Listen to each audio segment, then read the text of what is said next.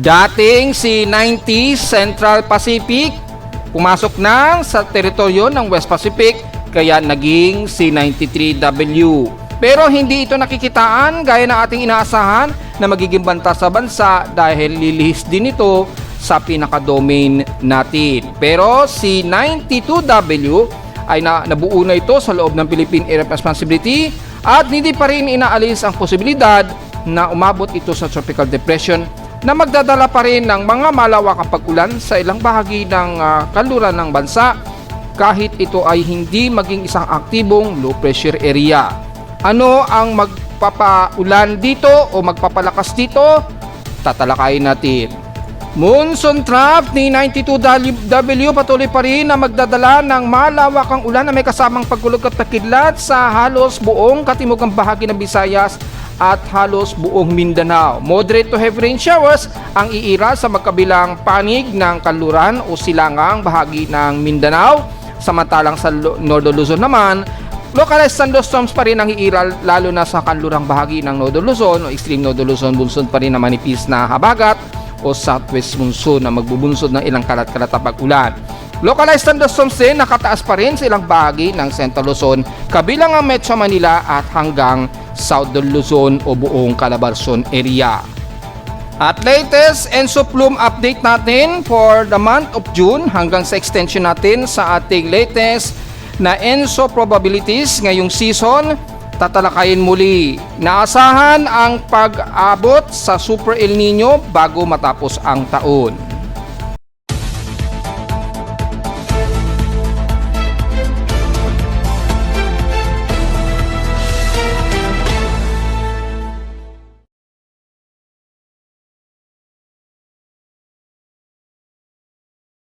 Hello, good morning mga folks. Welcome po muli sa ating daily weather bulletin at analysis para sa araw ng Martes, July 21, 2026. Ang oras sa ating may maga alas 11:29 o 28 na ng umaga.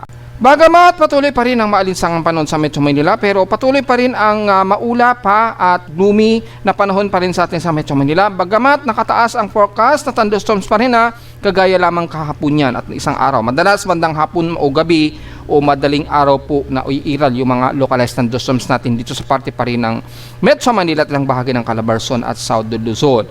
Ganon din ang inaasan silang parte pa rin ng Northern Luzon dahil nga po sa may umiiral pa rin tayo na water vapor systems at ilang manipis na habagat dito sa kanluran ng Luzon na magbabadya pa rin ng mga ilang localized thunderstorms, although manipis po ito at hindi naman malakas pa ang development ng southwest monsoon. So yung pag-iral ng mga pag-ulan sa may bandang Visayas at Mindanao, bunsod pa rin yan ng extension ng monsoon trough at lalo na't itinaas na nga po ito ng ating tropical cyclone sector bilang si 92W. Kaya meron na naman tayong bagong dalawang low pressure area na binabantayan so far.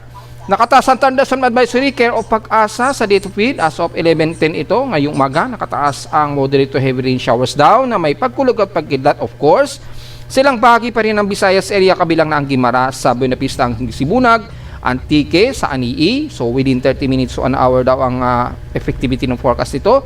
The rest ang San Lorenzo sa Guimaras ay magpapersist daw ng mga 1 to 2 hours daw yan. So usually ang mga pag-ulan at thunderstorms ay bandang Visayas area po dahil alam naman natin yung extension nga po ng monsoon trough ay patuloy pa rin na magdadala yan ng mga kalat-kalat po ng mga pag-ulan. Makikita natin dito yung nakataas po sa may bandang Antique. Expecting po yan sa may bandang Antique at apektadong lugar ng kasalukuyan ay dito nga po sa St. Negros Occidental. Ayan, nakarista na nga po dyan. Moderate to heavy rain showers po yan sa ilang bahagi ng Guimaras, sa Antique, sa Anii. Yan, kasama po maging ang parte nga po ng Guimaras Island. So expected maging sa bandang Iloilo rin, apektado din po ng mga pag-ulan. Although hindi naman in-specify dito, pero dahil malapit lang at may mga isolated po na trough dyan, expected din na madadama yan sa mga may pagkulog at pagkilat ngayong araw. Magiging very isolated lang po yan o very random. So prepare na lamang sa mga payong mga folks. Samantala sa ating lightning strikes, meron tayong 10 lightning strikes so far na nakikitaan dito. Kung titingnan natin ng malapitan ng real time natin as of 11:31 AM, ngayong magtatanghali na, ay aktibo ngayon ang mga pagkulog at pagkilat dito sa bahagi pa rin ng Pangasinan at ilang parte pa rin sa malapit sa Baguio City o usually dyan sa bahagi nga po ng La Union. So magdala po ng payong dahil nakataas po dyan ang mga localized thunderstorm. Patuloy pa rin po yung salubungan dyan ng manipis na southwest monsoon. So may mga water vapor pa rin na umiila dyan. Kitang-kita naman pag inactivate natin yung satellite imagery. Yan. So madalas may mga localized thunderstorms po tayong madidetect so far. At makikita po natin marami ngayon ang mga pagkulog at pagkilat sa may bandang western portions ng Visayas at southern part ng Mindanao. Dahil po sa patuloy na extension pa rin yan ng monsoon track pa rin. Ayan, may extend yan. At ito nga po yung hanggang sa pinaka-inflow at sirkulasyon ni 92W yan. Napaka-broad nga po. Kaya nagkakaroon lamang ito ng pinaka-broad gyre o yung pinaka-circulation na monsoon gyre. Nagkakaroon na siya ng bahagyang monsoon gyre dito. Kaya since napaka-disorganized pa rin ditong si 92W, nagagawa pa rin niyang makapag-create ng monsoon gyre dahil nga po nagkakaroon ng sabay-sabay po na combination ng Coriolis at kasabay din ng inflow ng southwesterlies dito. Yung mga hangin doon sa may bandang katimugan o bandang equator line. So nasasabay ito, nagbubunsod tuloy ng pinakamonsoon ng gyre despite na disorganized yung sirkulasyon. So nagiging maulan tuloy at may mga pagkulog at pagkidlat ngayon dyan sa most of southern Luzon, kasama na ang city of Davao, ilang bahagi ng Davao region at bandang Zamboanga Peninsula. So tatalakayin natin yan maya-mayang konti, pero at least may idea na tayo. Meron tayong 46 inner lightning strikes at pinakamalapit sa amin sa Caloocan na nadedetect ng ating lightning detector at least 258 kilometer mula sa amin sa Caloocan ang pinaka-epicenter. So mukhang malayo naman sa Metro Manila at malayo naman dito sa range sa amin sa Caloocan ang supposed to be na mga pagkulog at pagkilat. Typically mga bandang hapon na naman yan ang inaasahan natin na magkakaroon tayo ng localized thunderstorm sa Metro Manila. So gaya nga po lang lagi nating sinasabi, ingat po dahil expected ang localized thunderstorm. So sa ating current conditions, overcast pa rin tayo, gloomy haze at few clouds ang umiiral. So mapapansin naman natin sa CCTV snapshots ay mostly cloudy tayo, gloomy pero mataas ang ating outside air temperature. So medyo hot humid ang pakiramdam natin. So despite na overcast, maulap at few clouds lamang, ay makita natin na mahangin pero maaalinsangan pa rin tayo mga folks. Sa lowest temperature na naitala ng weather station kininang 5:31 AM, pinakamababa na 27.4 degrees Celsius. Pero kahapon, pinakamataas pa rin sa 33.8 degrees Celsius ang aming outside air temperature. Kahapon ito ng tanghaling tapat actually pahapon na at 12:47 PM. So ang ating heat index mataas as usual at 49.3 degrees Celsius ang aming init pandama sa amin sa Caloocan. So kung titingnan natin yung ating station all-time records para sa pinaka-computed na heat index natin. Yan. So kung titingnan po natin yung ating heat index, yan, makita natin yung computed index kahapon, nasa 42 degrees Celsius lamang po yung pinaka-computed heat index natin. So mapapansin natin ay hindi naman ganun ka-peak yung ating heat index pero mainit pa rin po yan. At least pumapalo pa rin yan sa pinaka-danger level na between 42 to 51 degrees Celsius danger. So delikado pa rin po yan at mainit pa rin at alam naman natin grabe pa rin ang ating init pandama. Kung titingnan natin sa ating PIMO weather, sa ating weather station as of 11:28 AM, instrumentation reading namin so far ay 45.8 degrees Celsius which is 42 degrees Celsius daw forecast na may mataas na outside humidity. Malinaw lang na medyo hot humid tayo sa Metro Manila niyan. So, ang ating pinaka-highest daw, base dito sa forecast, hanggang 45 degrees Celsius mamayang alas 2 daw ng hapon. Pagiging 45 degrees Celsius ang pinakamataas. Pero, I doubt na hanggang 45 degrees Celsius lang yan. Probably, aabot pa yun ng hanggang 48 to 49 degrees Celsius o maaaring masigit pa o 50 degrees. Sa automatic weather stations naman, sa data feed di Pag-asa, makikita natin, nangunguna sa highest heat index as of 11 o'clock. Ang Romblon pa rin na may 48 degrees Celsius at pangalawa sa Diet Camarines Norte at 46 degrees Celsius ang heat index. Pero kung titingnan natin yung pinaka-forecast ng ibang lugar, especially sa Tugigaraw, para masilip natin, mapapansin nyo po ay despite na nakakaranas ng maulap na panahon, mukhang walang data sa Tugigaraw. So, mukhang walang forecast sa Tugigaraw area sa Baguio. Yan. So mukhang walang data. So walang lumalabas na data so far, walang instrumentation data. Wala din dito. So, offline yata yung forecast natin.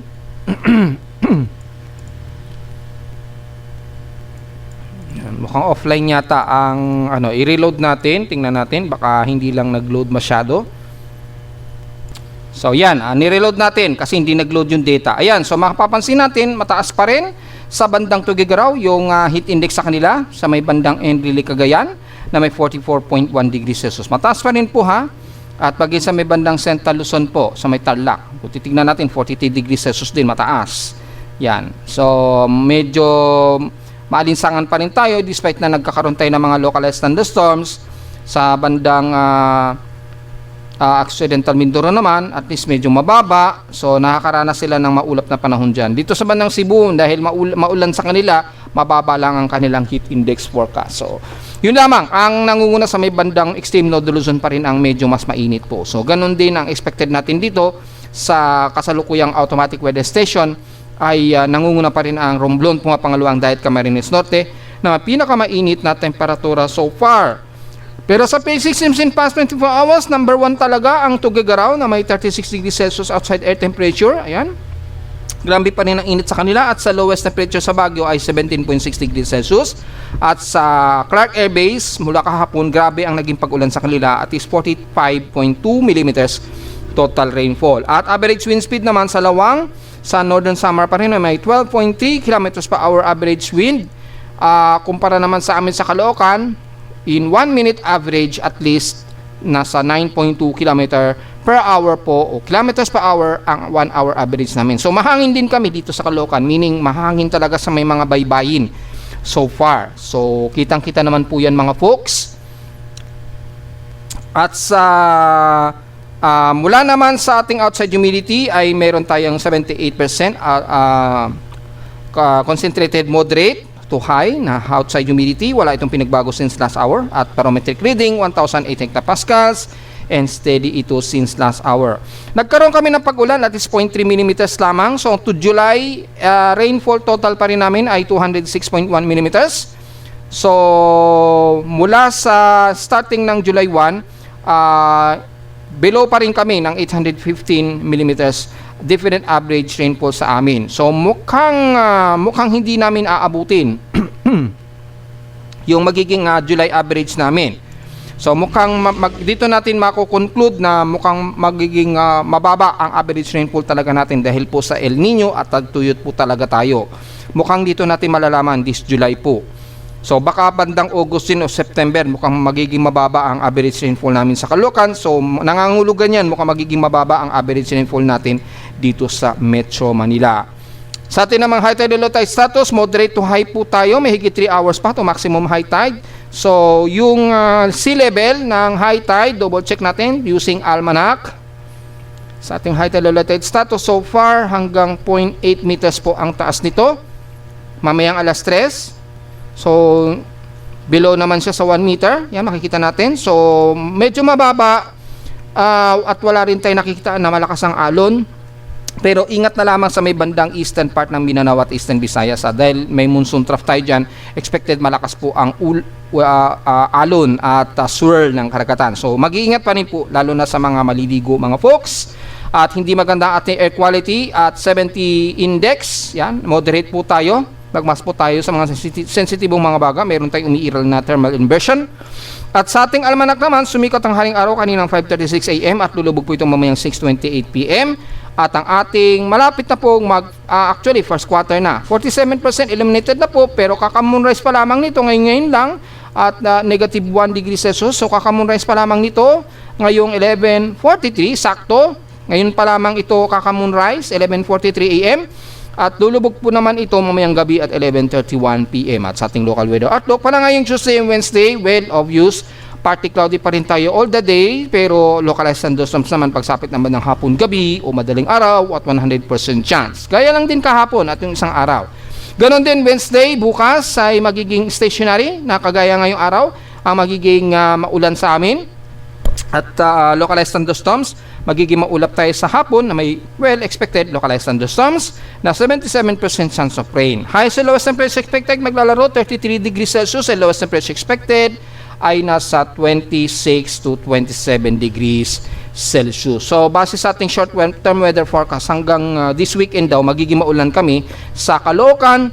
So mukhang magdadala tayo ng payong sa Metro Manila. Anytime magkakaroon tayo ng mga localized thunderstorms. So umaga nga lang po ay medyo hot humid pa rin tayo mga folks. So diretso agad tayo sa ating ginagamit na satellite imagery mula sa pinaka true color generated. Makikita po natin ang malawak na kaulapan natin inflow po ng monsoon trough at nagkakaroon ng monsoon eye ha.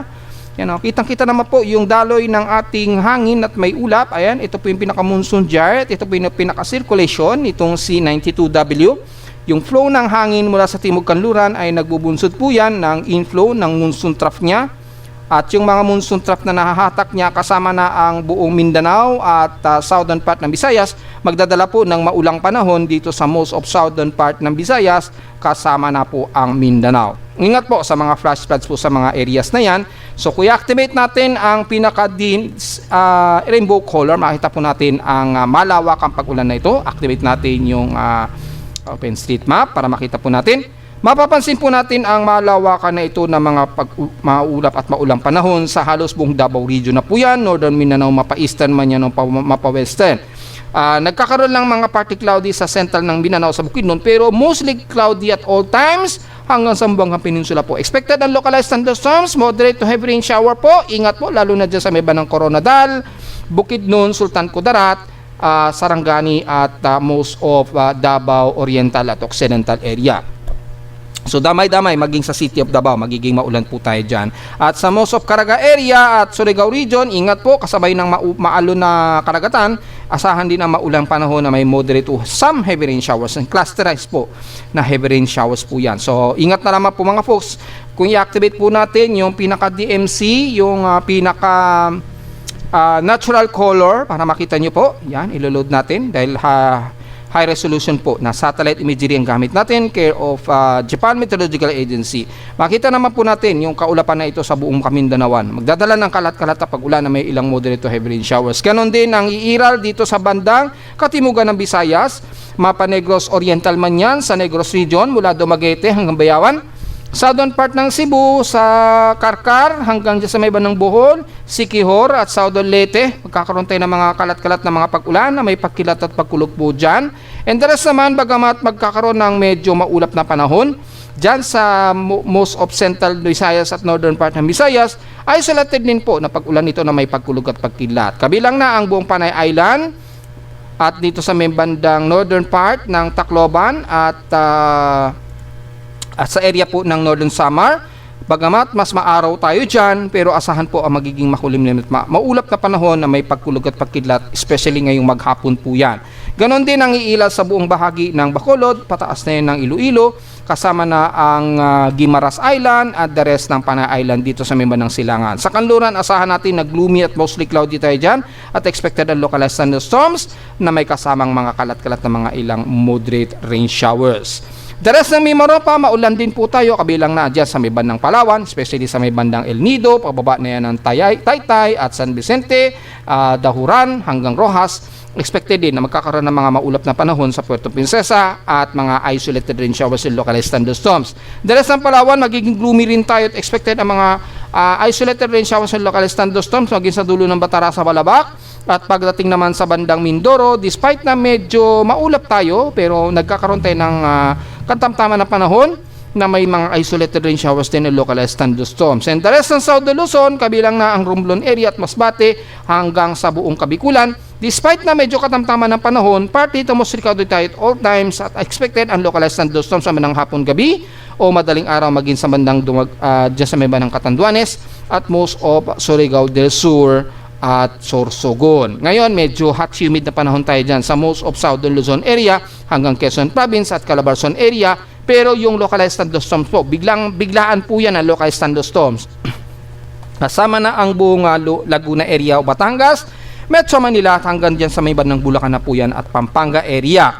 Katamtaman tayo pero magiging gloomy ang panahon, asahan din ang localized thunderstorms na forecast na isolated rains at localized thunderstorms sa hapon sa gabi o madaling araw. Pagdating naman sa kanluran ng Nodo Luzon, magiging maulap tayo, asahan din ang localized thunderstorms especially sa may bandang La Union at Bolinao, Pangasinan area. The rest, hanggang San Carlos, magiging maulap din tayo, partly cloudy, pero magkakaroon tayo ng mga localized thunderstorms sa bandang hapon. Pagdating naman sa Central Luzon, medyo hot humid na panahon tayo, katamtaman din ng panahon, at expected din ang mga isolated rain showers and localized thunderstorms na nakairal. So, nag-refresh po yung ating map. Yan, active natin yung satellite mode.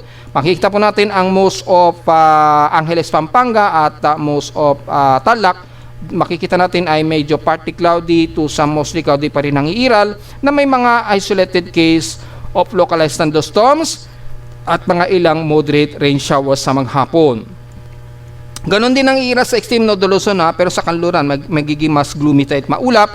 Asahan din ang localized thunderstorms maging sa Lawang, Lawag, Ilocos Norte at pababa niya ng Bigan hanggang dyan sa bandang Ilocos Sur na o all the way hanggang La Union area. Pero sa Silangan, maging sa Tugigaraw, patuloy pa rin na magiging maalinsangan tayo, mainit ang temperatura hanggang sa ilang areas ng Babuyan Islands, magiging katamtaman ang panahon, maaraw at malinsangang panahon, pero hindi mawawala ang forecast ng isolated rain showers and localized thunderstorms po.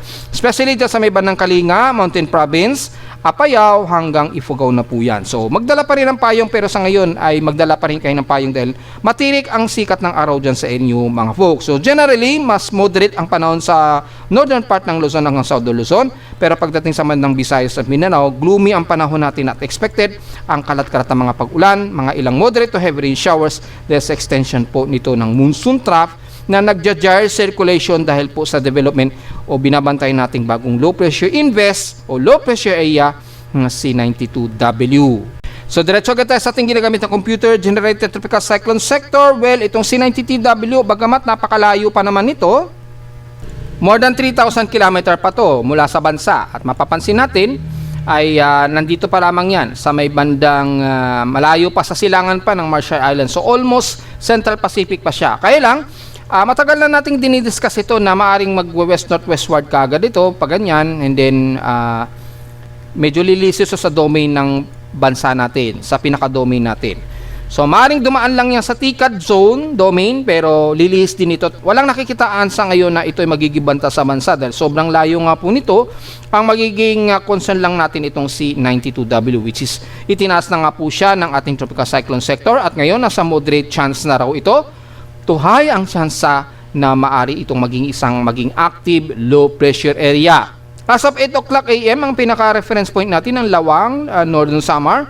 Ang layo nito ngayon ay nasa layong 1,140 km east ng Lawang, Northern Samar po yan. Or Eastern Visayas sa loob na ng Philippine Area of Responsibility. Medyo nag-circulate lang siya dito sa pagitan na to. So medyo nag-exit lang siya ng PAR pero papasok din agad dyan dahil medyo napakalawak kasi ng kanyang sirkulasyon. Kung i-activate natin yung pinaka-RGB niyan, malawak o very broad ang kanyang circulation, hindi masyado compact. So yung pinaka-broad circulation niya malawak. Kaya yung galaw niya is hindi stationary, kikilos yan, papasok uli ng PAR, and then pag-circulate na naman niya, lalabas naman ito ng PAR, ganyan. So ang galaw niya is parang hindi siya pino. Nagsisirculate siya around the axis, parang nagkakaroon siya ng around the axis dahil malawak po yung kanyang center eye wall dito. Malawak pa dahil very broad ang kanyang circulation. Malawak, masyadong malawak yung circulation eye wall niya. Kaya yung pinaka-center para i-pinpoint ng satellite ay hindi accurate, hindi gitna. Dahil nga po ang binabase nito yung pinaka-eye wall ng bagyo. So mapapansin nyo nasa outside par na naman siya, maya-maya nasa inside par na naman po siya dahil masyadong alanganin yung posisyon niya sa ngayon.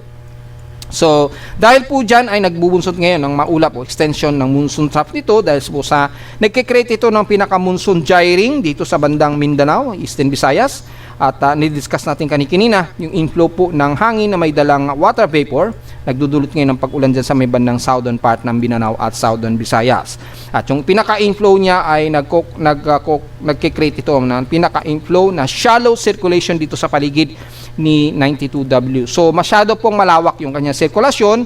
Kaya sa ngayon ay ino-observe pa natin for further monitoring. Dahil may mga empirical forecast nga po siya na bababa pa yung atmospheric pressure niya at posible pang maging tropical depression po. Well, just in case maging tropical depression niya at itaas siya ni Japan Meteorological Agency at ipag-asa, matatawag pa rin natin sa local name niyan na Quiapo. As in, hindi Quiapo ang pagka-spelling na Q. K-I-Y-A-P-O. Ganun ang pagkaka-spelling sa kanya. According dun sa huling search ko para sa pangalan ng bagyong ito, kung sakali, Quiapo ang pangalan.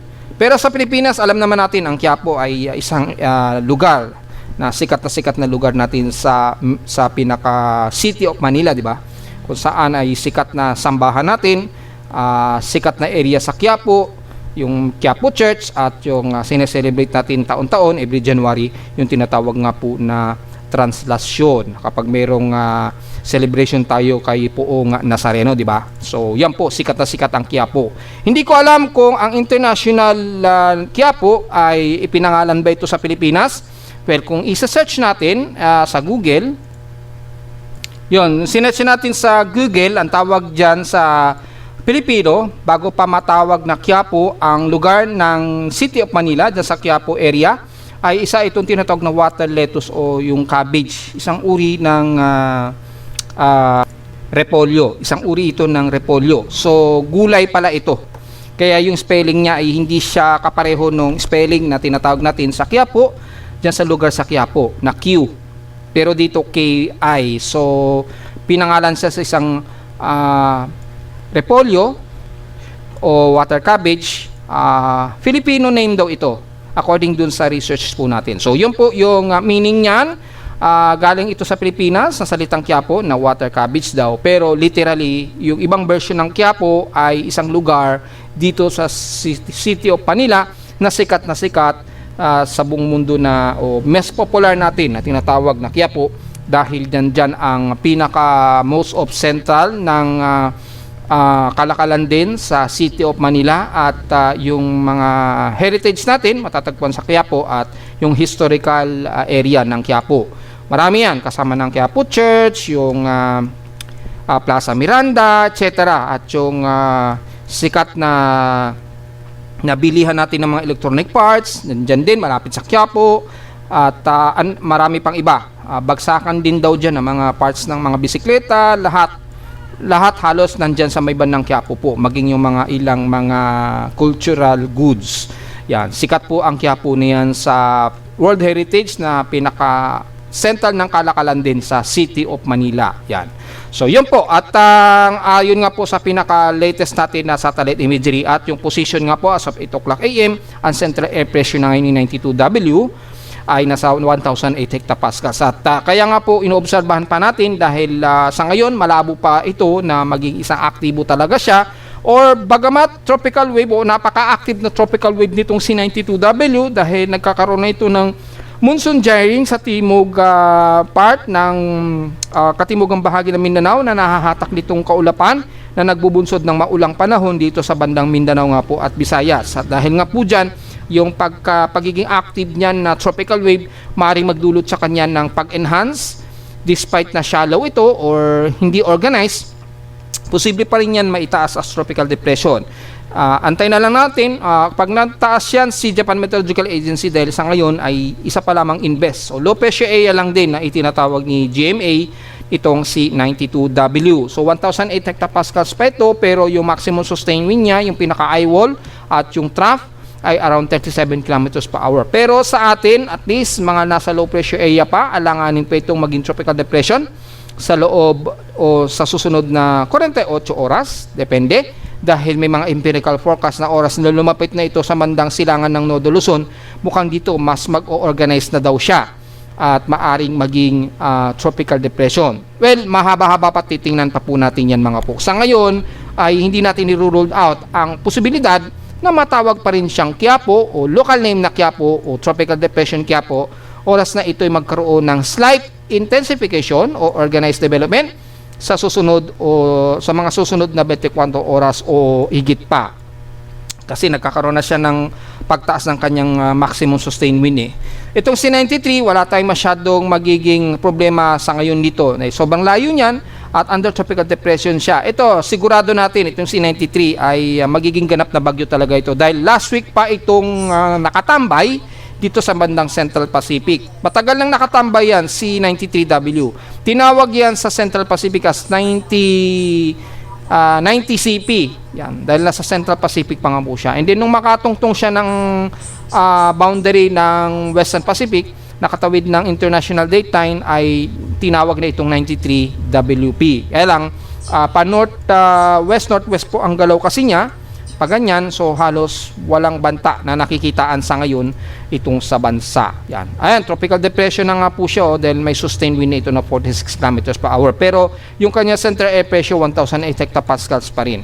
So mukhang makipot o maliit na klase lang din ito na bagyo, just in case po, na halos kaiba naman dito kay 92W, na kung saan mas malawak naman ang kanyang sirkulasyon, na halos hindi makitaan ang pinaka-pinpoint center ng eye wall nitong si 92W. So, ayan matindi na po yung paliwanag natin dyan. So, sa mga nagtatanong kung magiging ganap na bagyo ba ito, hindi natin inaalis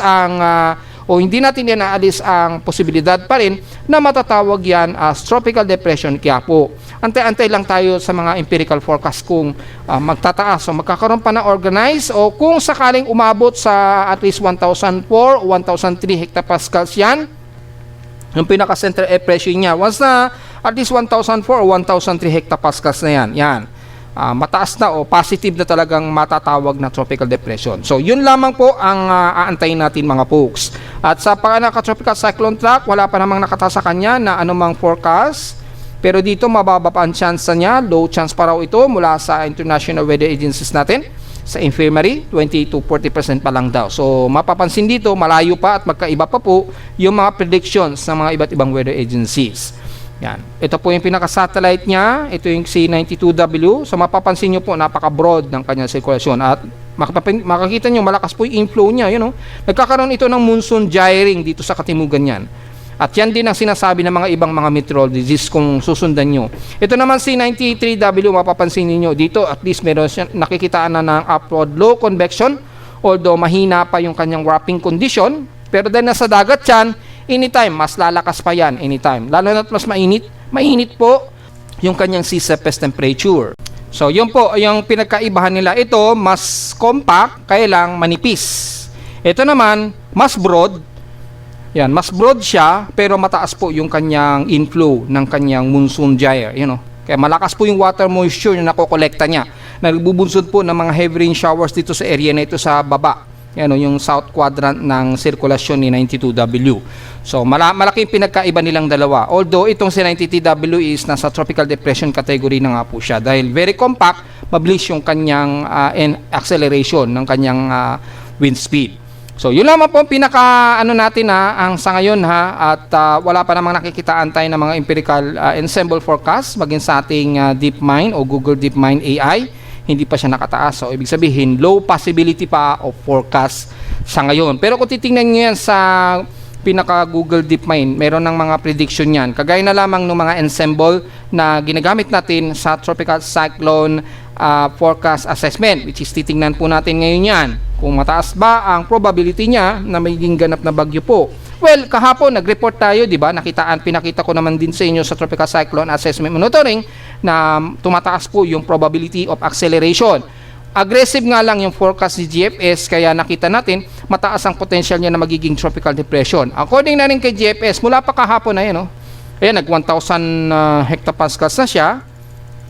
So ngayon mga within 24 next 44 to 48 hours, mapapansin natin na sa 1,000 hectopascals na, malapit na ito sa may bandang silangan ng Nodo Luzon.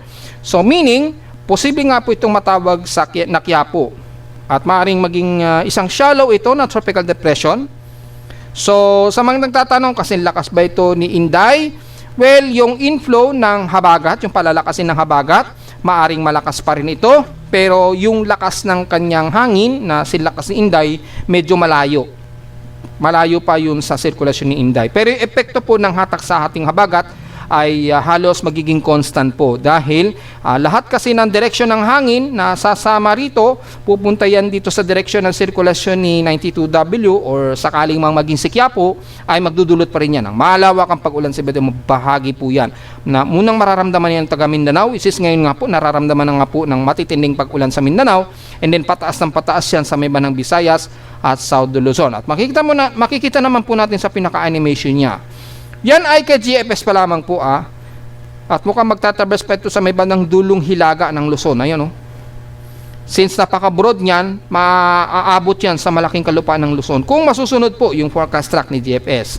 Pero kay CMWF, mapapansin natin, ganun din ang halos ipinapakita ni GFS. Pero pansin nyo, medyo broad din, napaka-broad din ang circulation niya. Hindi masyado malakas yung upward low, pero napalakas nito yung ating hanging habagat na magdadala ng mga kalat-kalat na pag-ulan sa iba't ibang bahagi ng bansa.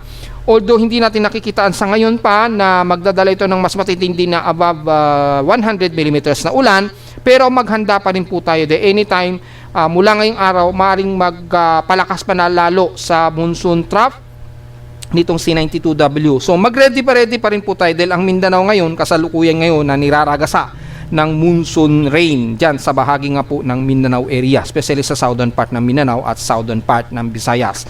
Very scattered nga lang dahil hindi organized pa itong C92W. So makita natin ay kikilos ito pa hilagang kanluran at bababa na rin daw ito sa pinaka lowest atmospheric pressure na mukhang ito ay matatawag na tropical depression either July 24 po. Yan yung ahead of time ni ECMWF. So baka mga Thursday o Friday, kung hindi man within o next 48 hours, baka Thursday o Friday, baka matawag na siya as tropical depression na itataas ni Japan Meteorological Agency at susundan na agad dito ni Pag-asa na matatawag na natin sa local name na Quiapo. Kaya lang, napaka-broad talaga siya, malawak. Malawak po yung central circulation niya. Hindi siya singpulido ni 93W. So yun lamang po yung makikitaan natin dito hanggang sa makatawid dito sa may bandang extreme Nodo Luzon. So posible pa rin magtaas ng tropical cyclone wind signal niyan si Pag-asa. Posible at least tropical cyclone wind signal number 1 diyan sa may bandang Nodo Luzon pa rin sa darating po na weekend siguro mga July 25 or 26. Mga July 25 o 26, depende sa behavior nitong C92. Pero malinaw mga weekend, itong darating na weekend, posibleng magtaas ang tropical cyclone wind signal kung tuloy-tuloy nabababa atmospheric pressure nito at may taas as tropical depression. So yun po ay maliwanag sa atin, positive siya na maaaring maging tropical depression siya bago mag-weekend. At mula sa AI and symbol, mukhang tatawirin ito o tatamaan ang parte ng Nodo Luzon po. So maaaring maglandfall ito dito sa may bandang Cagayan Valley, Norte. So damay-damay na kabilang ng Babuyan Islands at Batanes Group of Island yan. Yan o. So maaaring maging tropical depression talaga siya. Ganon at isa na rin yung trajectory nilang tatlo. So mataas na po yung kanyang forecast, yung confidence ng forecast na ito na talagang dadaan nito dito sa may bandang dulong hilaga ng Nodo Luzon. Sa darating na weekend po yan. Paghandaan po ito mga folks. Ano man ang magiging dalang ulan nito ay babantayin natin maigi. At least maghandaan natin na maaaring umabot pa rin sa heavy rain ang dalang ulan po niyan mga folks. At ganoon din sa global spectral model natin, mataas po ang hatak niyan sa ating habagat. So magdadala po yun na malawak ang pag-ulan na naman sa may bandang Visayas hanggang South Luzon. At pagdating ng weekend ay maaaring damay na naman ang Metro Manila sa uulanin. So be ready pa rin po tayo mga folks sa ano man ang magiging kahihinatnan ng lakas nitong C92W. Hindi natin masyado magiging problema yung sirkulasyon niya. Magiging concern natin po yung hatak nito sa habagat, papa-enhance pa rin niya yung ating habagat at magdadala pa rin niya ng matitinding pag-ulan mula sa katimugan ng bansa pataas yan ng Southern Luzon hanggang this weekend. So pinakamin si level pressure niya, bababa siya sa 1,004 hectopascals, ayan, to 1,002. So posible talagang bago mag-weekend, itataas siya ni Pag-asa as tropical depression Quiapo. Just in case, magtuloy-tuloy po ang pagbaba ng atmospheric pressure niyan. Yan. So malinaw yan mga folks ha. At yung epekto sa alo naman, halos hindi masyado ramdam. Dahil medyo shallow at mahinang klase pa lang na low pressure area ito. So hindi pa masyado natin makukonclude yan sa ngayon. At ito po yung pinaka-circulation niya mula sa pinaka-tropical cyclone activity genesis. Yung tropical cyclone strike probability. Yan, ito po yung tropical cyclone strike probability ni 92W just in case po. Yan, so maapektuhan po ang extreme Nodo Luzon. Araw-araw ito, mga July 26, so probably weekend nga po, mga Sabado o Linggo, apektado pati ang Metro Manila at mukhang aabutin ang Metro Manila 20 to 30%. At least, kung hindi man mga 20%. So apektado pati ang Metro Manila yan sa darating na weekend po. Yan, no? So, yun po, malinaw na apektado maging ang Metro Manila at Southern Luzon pa rin yan nitong weekend.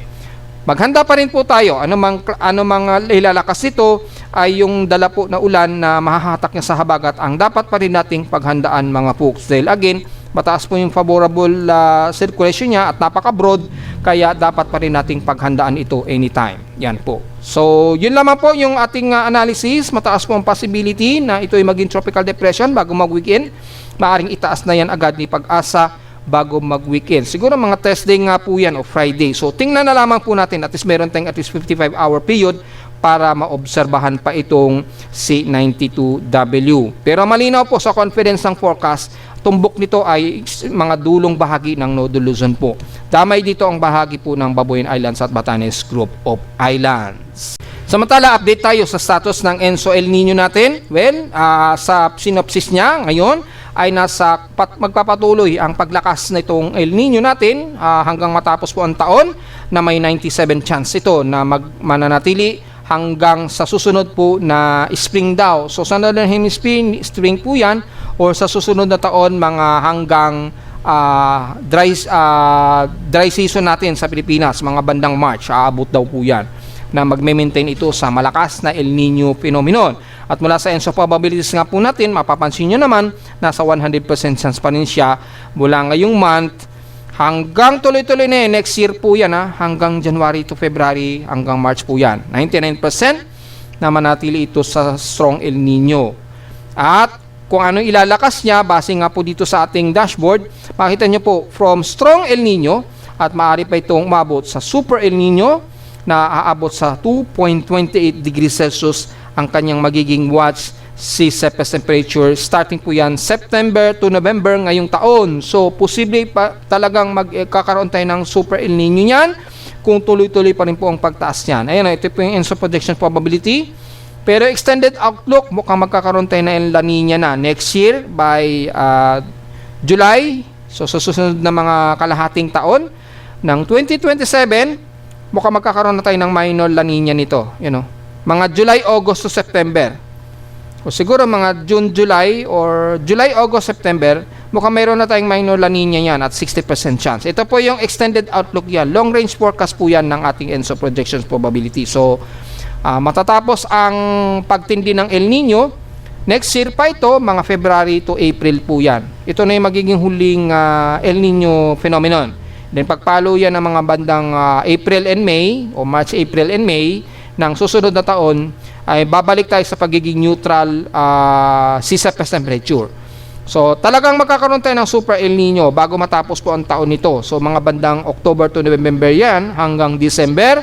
Ngayong taon ay makakaranas tayo ng super El Nino yan na above 2 degrees Celsius o to be exact, mga 2.28 degrees Celsius at maaaring mag-peak pa nga po ito na hanggang 2.43 degrees Celsius at 98.6%. Sa latest naman na output ng forecast ng ENSO Plume, makikita natin ay ang pinaka-highest ng kanyang yung kanyang dynamic average, aabot pa raw ito ng halos 3.09 degrees Celsius. Pero sa statistic average hanggang 2.49 degrees Celsius, which is ito po yung tugma kay NOAA. Ito yung 2.49 degrees Celsius. Ayan, 2.23 dito.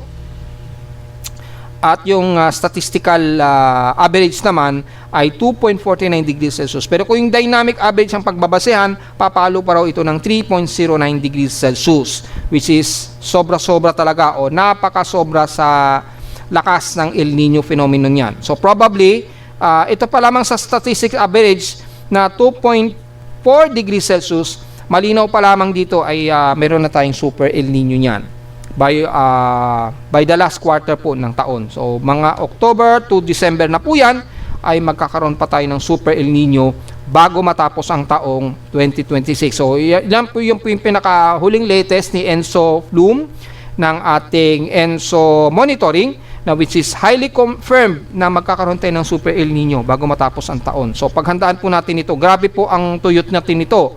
Buti na lamang ay amihan season na natin sa mga darating na mga buwan na yan.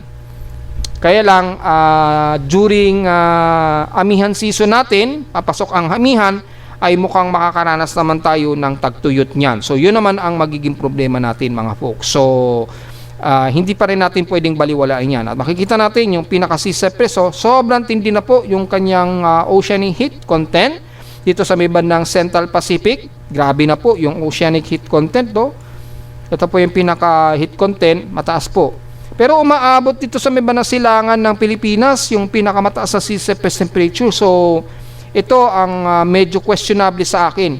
Dahil yung upwelling ng ocean heat content mataas dito sa may bandang southeastern part ng Luzon.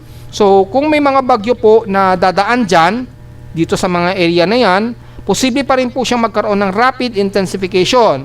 Yan, pag may bagyo dito lumapit, kung maalala nyo po, C92W nandito pa yan.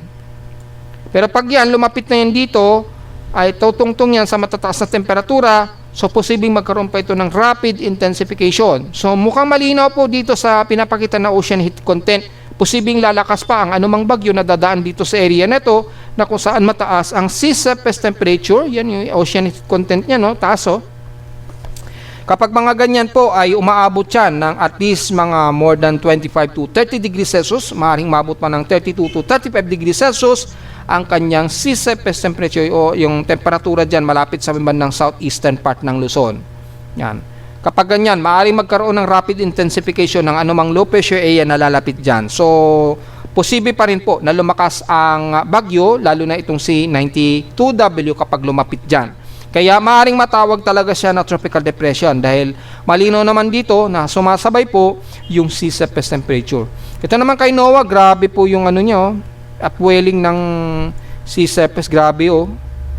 Grabe na po yung taas ng El Nino dito sa may bandang bahagi nga po ng Eastern Pacific, ganyan oh. Grabe po ang pag-ulan dyan sa area na yan. Sa atin naman, tuyo ang mararanasan natin. Samantala sa ulat lindol, well, mula kahapon, although meron tayong mga seismic noise, wala naman tayo na-detect na medyo malakas-lakas na mga pagyanig malapit sa amin sa Caloocan. At so far, medyo tahimik naman ang ating seismometer sa Caloocan. So, tingnan natin yung pinaka-short period ng mga seismograms ni PBOX kung meron siyang na-detect na malakas-lakas na pagyanig. So, kung titingnan po natin yung pinaka-latest na pagyanig, kapasok lang, merong magnitude 4 dyan sa may bandang Hinanungan, Southern Leyte. So, mayroong magnitude 4 na mababaw lamang. So, nagkaroon sila na at least intensity 2 na lindol as of 11:56 a.m. Yan.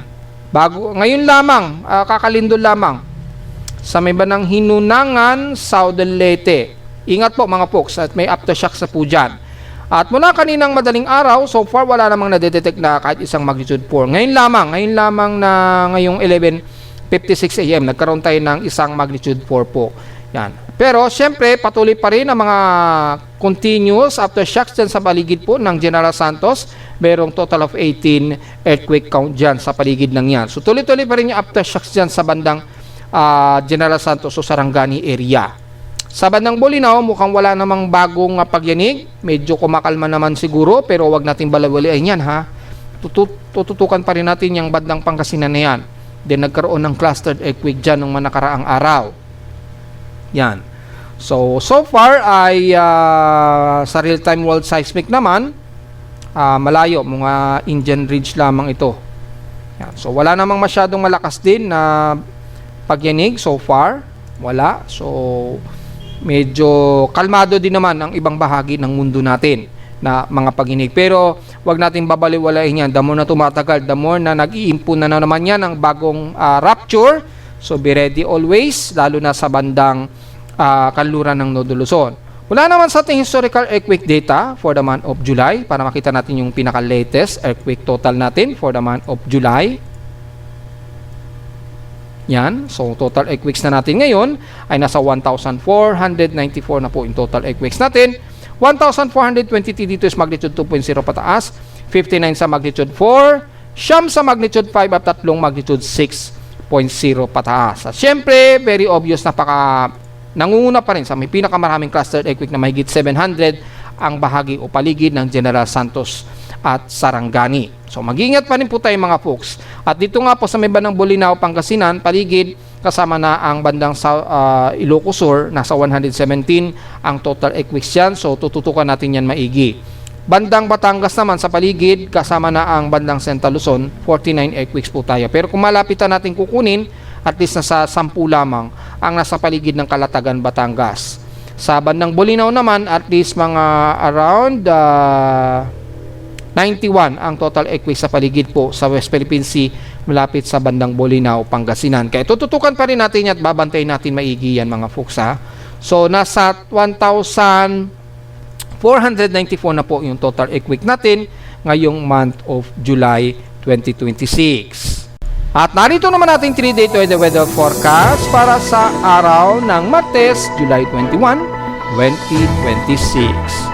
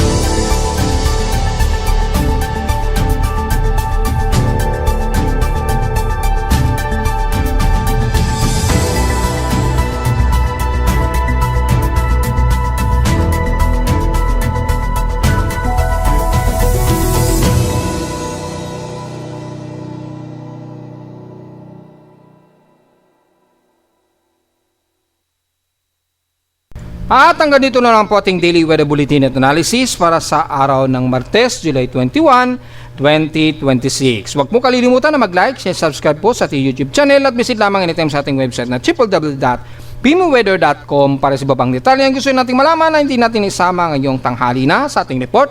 Expected lamang na magiging hot humid tayo. Pero expected din ngayong hapon ha at maging sa gabi at madaling araw ang mga localized thunderstorms, biglang buhos ng ulan po ha. So prepare lagi sa payong anytime mga folks, maging dito sa Metro Manila. At visit lamang sa ating website sa gusto malaman pa rin ang pinaka-dynamic events mula sa reading ng ating aparato sa Caloocan at sa data feeds mula sa iba't ibang weather agencies. Maraming salamat po mga folks at magandang araw po sa ating lahat.